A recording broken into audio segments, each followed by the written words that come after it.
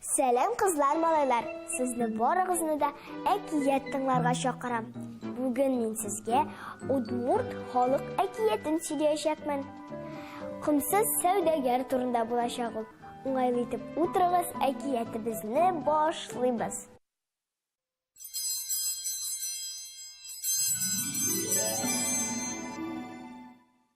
Яшәгән бер комсыз сәүдәгәр. Ул гел хезмәтчеләрнең аз эшләвеннән, көннең кыскалыгыннан зарлана икән.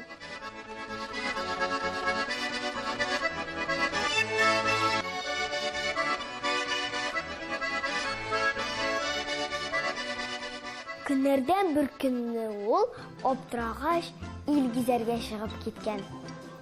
Бара торгач, ул бер акыл иясенә юлыккан.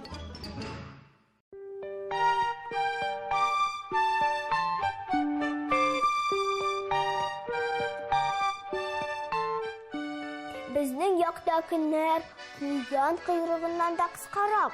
Хезмәтчеләрем эшне башлыйлар гына, шунда ук җитә.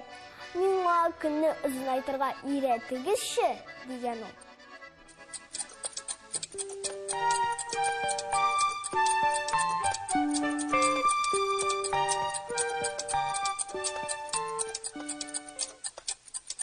Акыл иясе моңа хәйләкәр генә карап, күз салган да болай дигән. Иң элек өстеңә 77 кат кием ки, аннары тун бөркән. Башыңа бүрек ил, аяңа киез итек ки, дигән ул. Агач башына мен, кулыңдагы агач сәнәгең белән кояшны эләктер. Шулай итсәң, кояш та байымас, кич тә җитмәс, дигән ул. Сәүдәгәр йөгереп өенә кайтканда, өстенә киемнәр кигән һәм агач башына менеп утырган.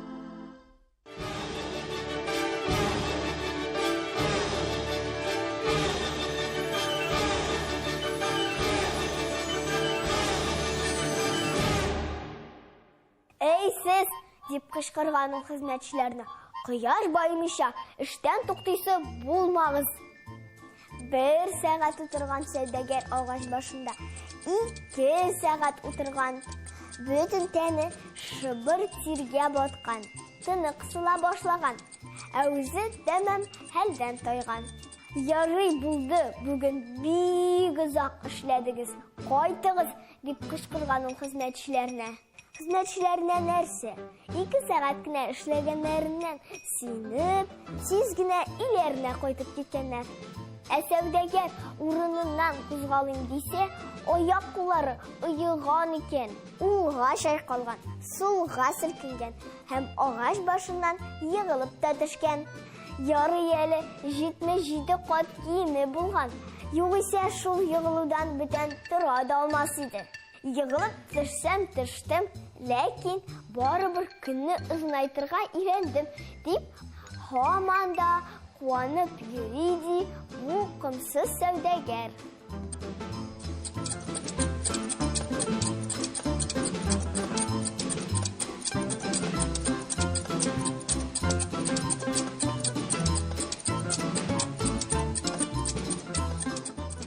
Менә шулай, дусларым. Бүгенгә мин сезнең белән сау булашам. Киләсе очрашуларга кадәр сау булыгыз.